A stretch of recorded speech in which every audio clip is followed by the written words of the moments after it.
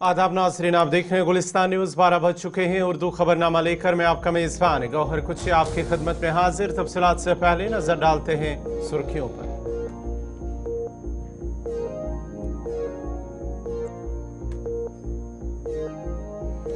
Assembly इंतखाबात के तीसरे मरहले के लिए अमित शाह 5 रैलियों से आज जम्मू में करेंगे खिताब। उत्तर प्रदेश के वज़ीर आला योगी आदित्यनाथ आज जम्मू सूबे में 3 इंतखाबी रैलियों से खिताब करेंगे। मुंबई में मूसलाधार बारिश से सड़कें जाम, 2 परवाजों का रुख तब्दील। स्कूल और कॉलेज आज रहेंगे बंद। CDSCO ने 53 दवाओं को टेस्ट में फेल करार दिया है। पेंटोसिड टैबलेट को भी बताया खतरनाक। झारखंड बोगोरो मोड़ पर मालगाड़ी के डिब्बे पटरी से उतरे, कई ट्रेनों की आमदरफ्त मुतासिर।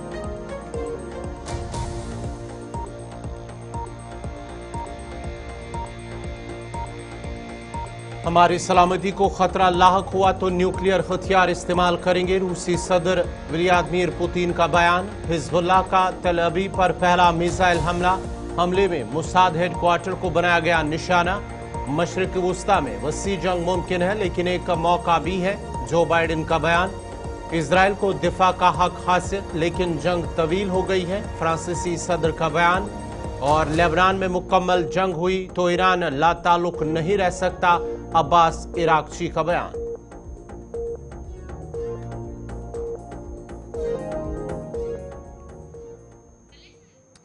और अब पेश खबरों की तफसील। सबसे पहले बड़ी खबर, मरकजी वज़ीर दाखिला अमित शाह का जम्मू, एक बार फिर वो जम्मू का दौरा कर रहे हैं, जहां पर वो मुख्तलिफ इलाकों के अंदर इंतखाबी रैलियों से खिताब करेंगे।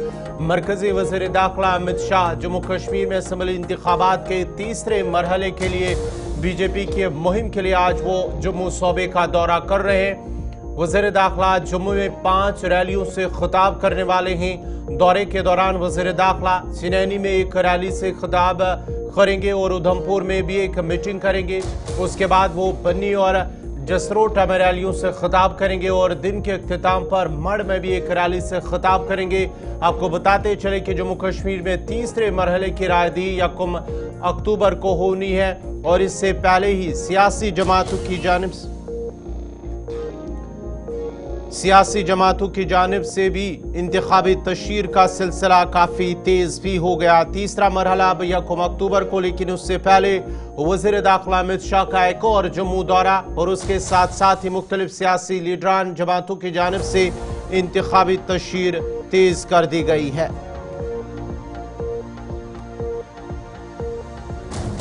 जहां पर वो उधमपुर के अंदर एक रैली से खिताब करेंगे, उसके साथ साथ ही दीगर कई मकामात पर यानी कि 5 इंतखाबी रैलियों से खिताब करेंगे।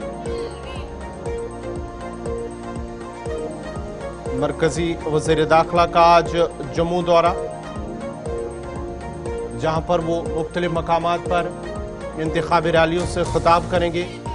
तफसीलात के लिए हम सीधा शिल्पा शर्मा के पास चलते हैं। शिल्पा, जरा अपडेट कीजिएगा, आज वज़ीर दाखिला अमित शाह का होम मिनिस्टर का एक और जम्मू दौरा, मुख्तलिफ मकामात पर वो रैली से खिताब करेंगे, क्योंकि अब तो है आखिरी मरहला असम्बली इंतखाबात 2024 यानी कि 1 अक्टूबर को जब वोटिंग होगी, उससे पहले तेज भाजपा की जानिब से मुहिम को तेज कर दिया गया है।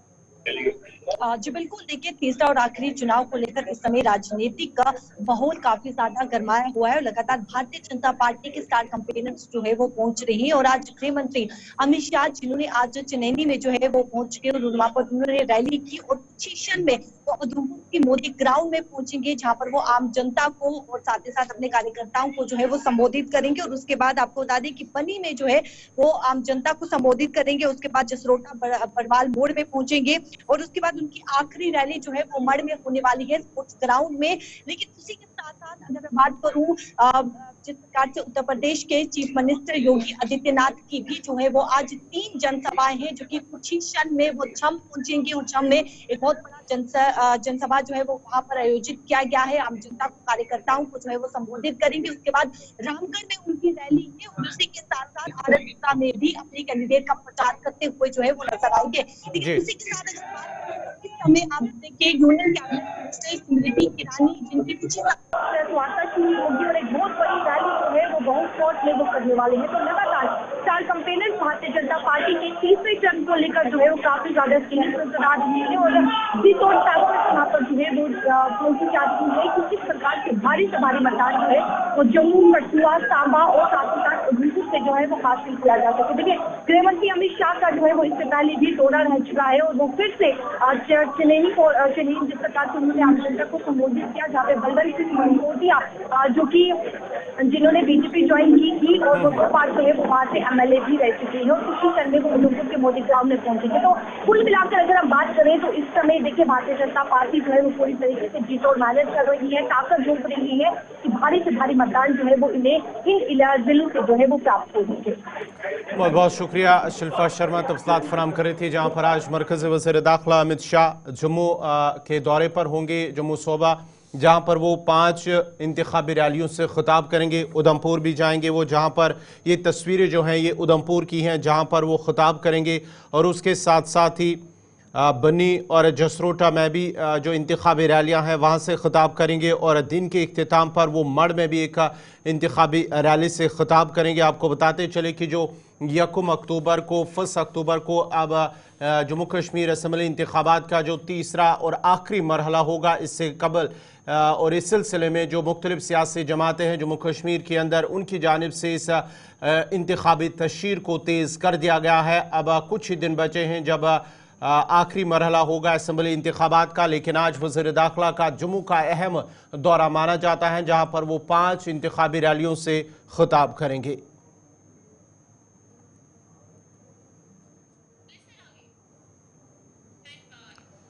बढ़ते आगे बात जरा उत्तर प्रदेश के वजीर आला योगी आदित्यनाथ की करते हैं, क्योंकि उनका भी आज जम्मू दौरा है, जहां पर वो 3 इंतखाबी जलसों से खिताब करेंगे।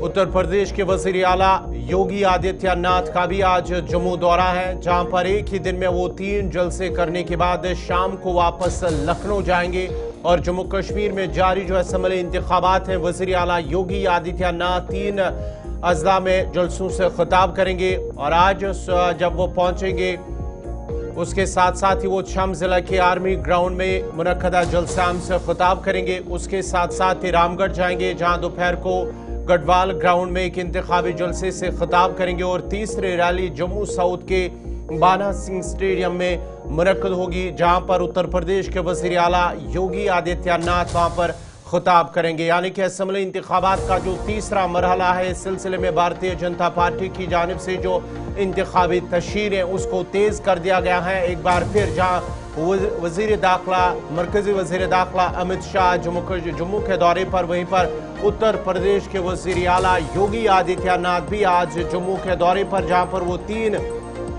इंतखाबी रैलियों से खिताब करेंगे अलग अलग इलाकों के अंदर। लेकिन वज़ीर दाखिला अमित शाह की जानिब से 5 इंतखाबी रैलियों से वो खिताब करेंगे मुख्तलिफ मकामात पर, जहाँ उधमपुर और उसके साथ साथ ही दीगर मकामात पर, जहाँ बन्नी जसरोटा में भी इंतखाबी रैली से खिताब करेंगे और दिन के आखिर पर वो मड़ में भी एक रैली से खिताब करेंगे। नाज़रीन, खबरनामा जारी रहेगा, यहाँ पे छोटा सा तिजारती वक्फा।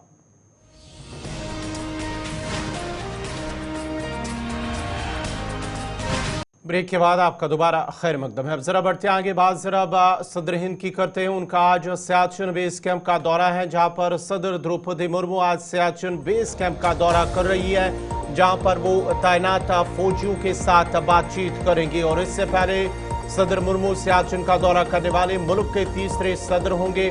और सियाचिन ग्लेशियर कराक्रम पहाड़ी सिलसिले में तकरीबन 20,000 फुट की बुलंदी पर वाक़ा है। लद्दाख के अलची मुर्मू का ट्वाइस एयरफील्ड पहुंचने पर उनका इस्तकबाल किया गया है। आपको बताते चले कि सदर द्रौपदी मुर्मू आज सियाचिन बेस कैंप पहुंची हैं, जहां पर पहुंचने वाली हैं, जहां पर वो जो फौजी जवान तैनात है वहां पर उनके साथ बातचीत करेंगी, उनके साथ मुलाकात करेंगी और उनकी हौसला अफजाई करेंगी। और इससे पहले जो लद्दाख के lieutenant governor retired BD Mishra है, उनकी जानिब से उनका इस्तकबाल किया गया, जब वो ट्वाइस एयरफील्ड पहुंची तो उसके बाद ही एलजी लद्दाख के एलजी ने उनका इस्तकबाल किया है। सदर द्रौपदी मुर्मू एक रोजा दौरे पर दुनिया के बुलंद तरीन मैदान जंग सियाचिन के लिए लद्दाख पहुंच गई है और ट्वाइस एयरफील्ड पर LG Ladakh retired general BD Mishra ने उनका इस्तकबाल किया है और दौरे के दौरान वो सियाचिन में तैनात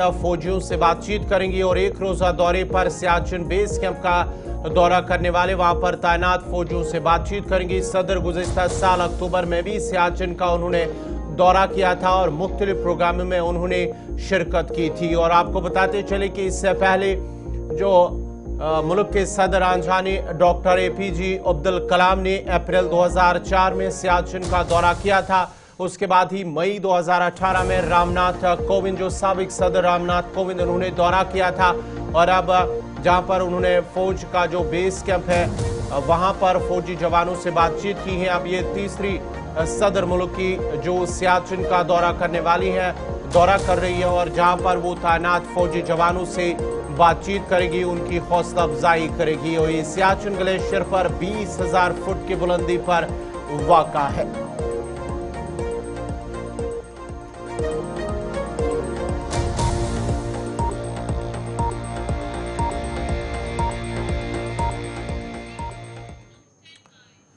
अब जरा बढ़ते हैं आगे, बात जरा डोडा की भी करते हैं। डोडा से बड़ी खबर इस वक्त आ रही है जहां पर गैर कानूनी माइनिंग पर पाबंदी आयद कर दी गई है। दरियाई चिनाब और दीगर नालों पर हुकाम की जानिब से पाबंदी आयद कर दी गई है कि यहाँ पर कोई भी गैर कानूनी तौर से कान करनी नहीं करेगा। इस सिलसिले में बाज़ाब्ता तौर पर एक हुक्मनामा जारी कर दिया गया है और जो भी हुक्मनामे की खिलाफ वर्जी करेगा उनके खिलाफ कार्रवाई की जाएगी। आज हुकाम की जानिब से, डोडा इंतजामी की जानिब से इस हवाले से जो हुक्मनामा जारी कर दिया गया है उसके मुताबिक वहां पर कोई भी खिलाफ वर्जी करने का जो मुर्तकिब पाया गया है उसके खिलाफ कार्रवाई की जाएगी। आपको बताते चले कि डोडा के अंदर जिस तरह से गैर कानूनी तौर पर नालू और दरियाई चिनाब से कानकनी की जा रही है उसके खिलाफ अब हुक्मनामा जारी कर दिया गया है। तफसीलात के लिए सीधा डोडा अपने नुमाइंदे वसीम गुत्तू के पास चलते हैं। वसीम, जरा अपडेट कीजिएगा, क्या कुछ तफसीलात है?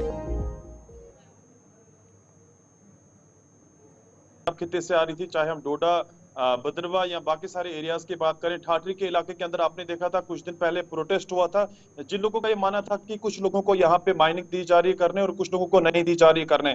उस पे हमने देखा कि एडमिनिस्ट्रेशन ने कदम अब उठाया। आज के दिन के हवाले से बात करें, आज एक ऑर्डर जारी कर दिया गया जिसमें बताया गया कि 163 जो दफा है वो लगा दिया गया है, चाहे कोई भी शख्स हो वो रास्ते के साइड यानी कि रोड पे कोई भी डंपिंग नहीं करेगा। और इसमें हम देख रहे थे कि जो ये माइनिंग इनलीगल तौर पे हो रही थी, स्टेट के खजाने को काफी ज्यादा नुकसान इस चीज से हो रहा था।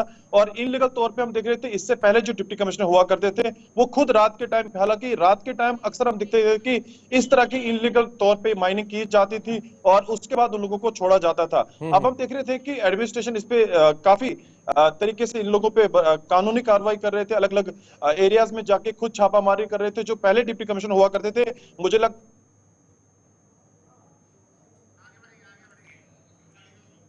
चलिए, वसीम के साथ हमारा राब्ता मुनक़ता हुआ है। नाजरीन, आपको बताते चले कि डोडा से इस वक्त की जो खबर आ रही है जहां पर इंतजामी की जानिब से जो इलीगल माइनिंग वहां पर हो रही है, इस सिलसिले में इंतजामी की जानिब से हुक्मनामा जारी कर दिया गया है जहां पर गैर कानूनी तौर पर जो कानकनी की जा रही है उस पर पाबंदी आयद कर दी गई है और जो भी इसके खिलाफ वर्जी करेगा उसके खिलाफ कार्रवाई की जाएगी। बढ़ते आगे, बात जरा अब अद्वियात की भी करते हैं क्योंकि central drug standard control organisation की एक रिपोर्ट जारी हुई है जिसमें 50 से ज़ायद दवाएं टेस्ट में फेल हो गई हैं और इनमें से जो पेरिस्टमाल है उसके साथ साथ ही कुछ दीगर अद्वियात हैं उन्हें जो है टेस्ट में वो फेल हो गई है।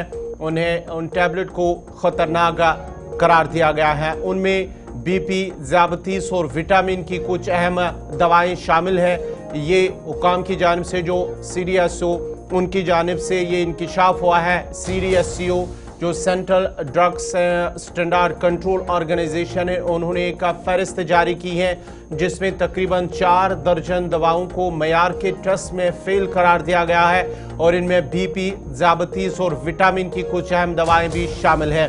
CDSCO ने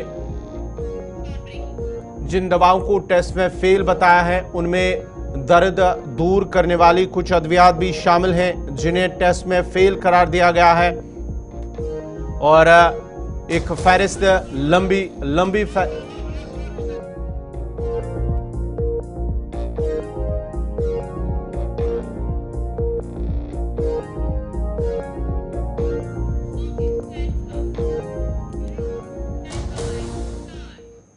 चलिए नाजरीन, हम आपको सीधे दिल्ली लिए चलते हैं जहां इस वक्त वजीर आज़म मोदी उन खिलाड़ियों जो पैरा ओलंपिक्स में जिन खिलाड़ियों ने शिरकत की उनके साथ बातचीत कर रहे हैं। आइए चलते हैं। हमारे देश के नौजवानों के पास सामर्थ्य है, तो जन्मदिन पे क्या करोगी? 28 को है ना, तो क्या करोगी? बस मजे करूंगी। बस ये कहाँ है? हाँ, पीछे खड़ा है। ना टाइम, आपका वैल्यूबल टाइम निकाला हमसे मिलने के लिए। मेरा वैल्यू आप ही है।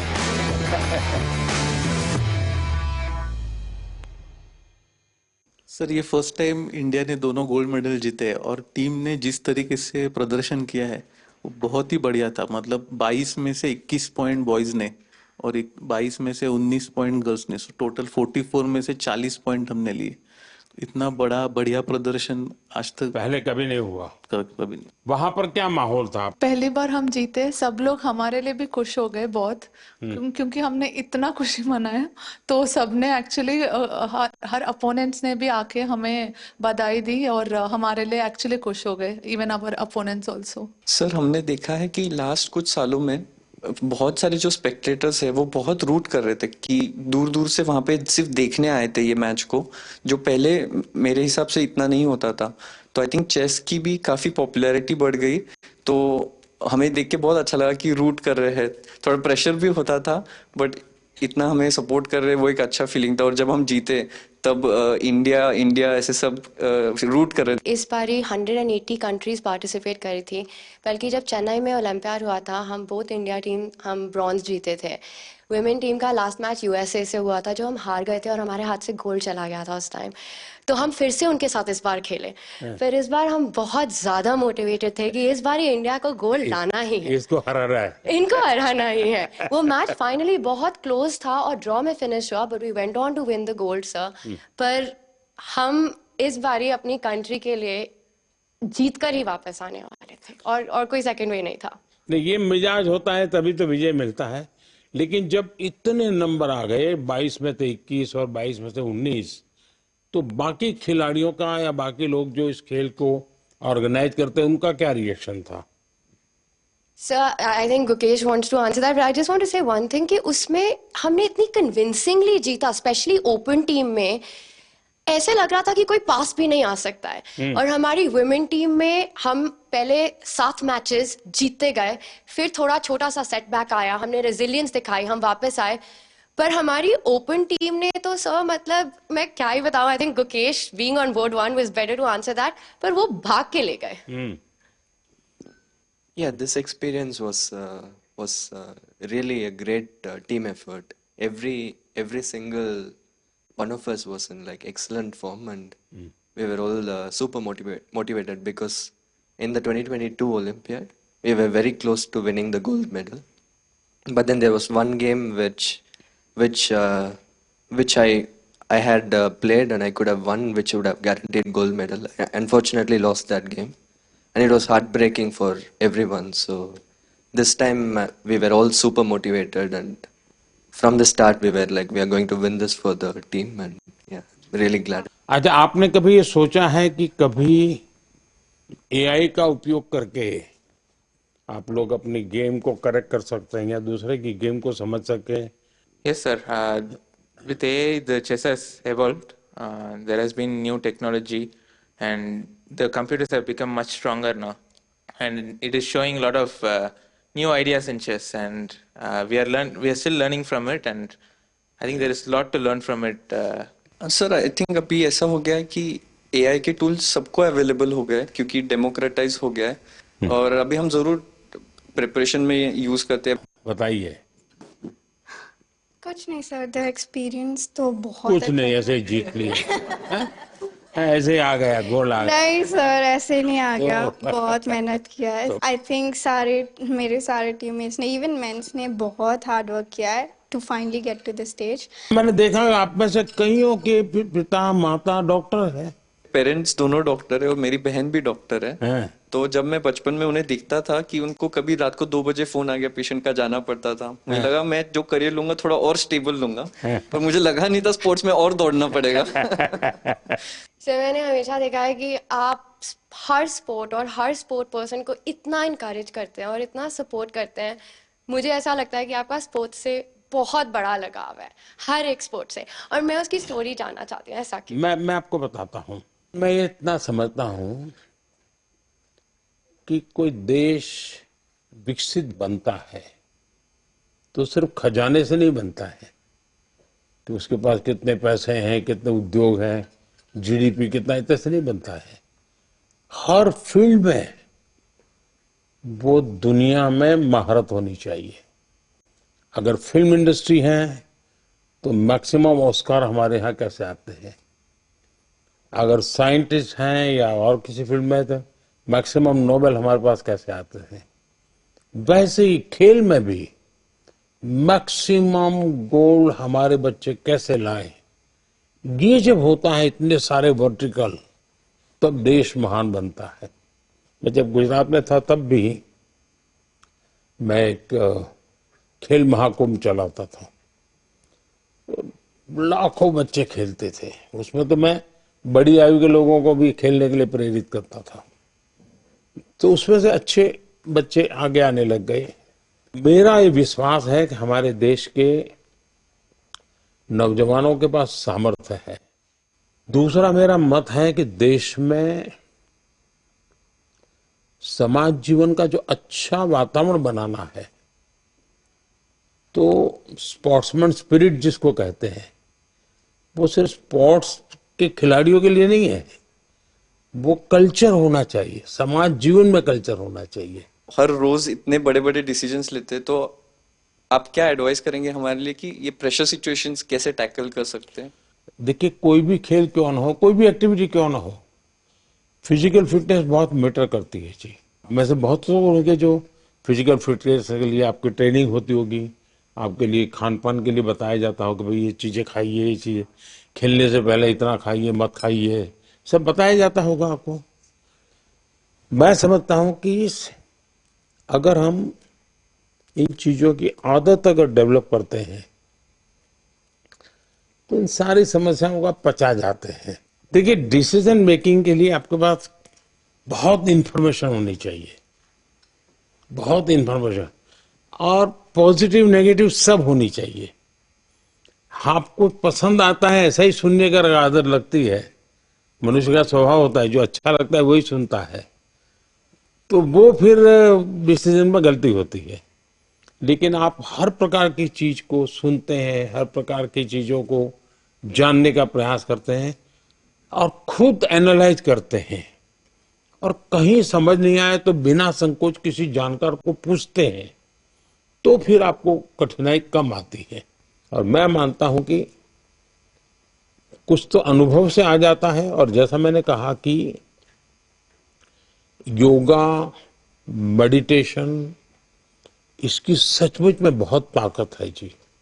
सर, हम अभी 2 हफ्ते खेले तो अभी पूरा थक गए, पर आप सालों साल दिन भर इतना काम करते, इतने मतलब ब्रेक भी नहीं लेते, तब केवी रीते what's the secret sir for your energy?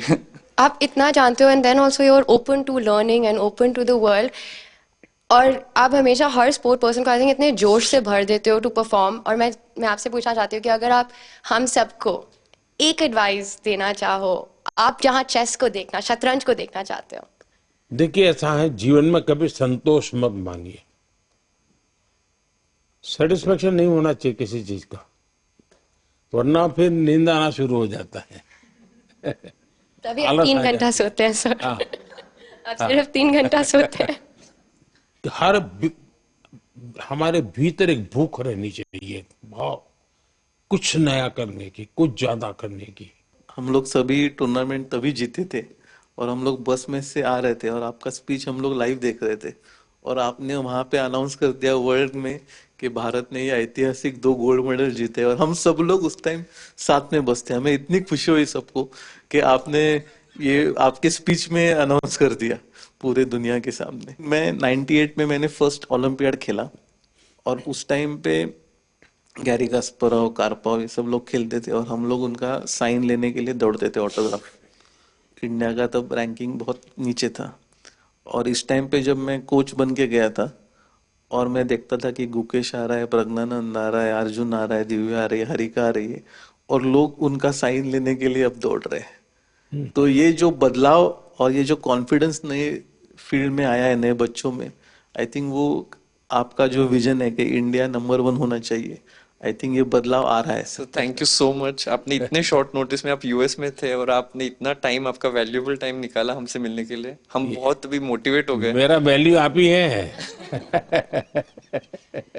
I think हमें ही नहीं, ये इतना इम्पोर्टेंट है, बाकी चेस जो खेलते हैं अभी उनके लिए भी बहुत ज़्यादा इंस्पिरेशन हो गए कि वो अच्छा खेले और आपको आगे मिले, तो उनके लिए भी बहुत ज़्यादा इंस्पिरेशन। नहीं, ये बात सही है जी। कभी कभी ये देखने से पता चलता है इनको कि हाँ यार, अपने लोग कर सकते हैं, हम भी कर सकते हैं। मैंने एक बार गुजरात में बहुत बड़ा चेस का इवेंट किया था जब मैं मुख्यमंत्री था, तो 20,000 लोग उसमें एक साथ चेस खेले थे।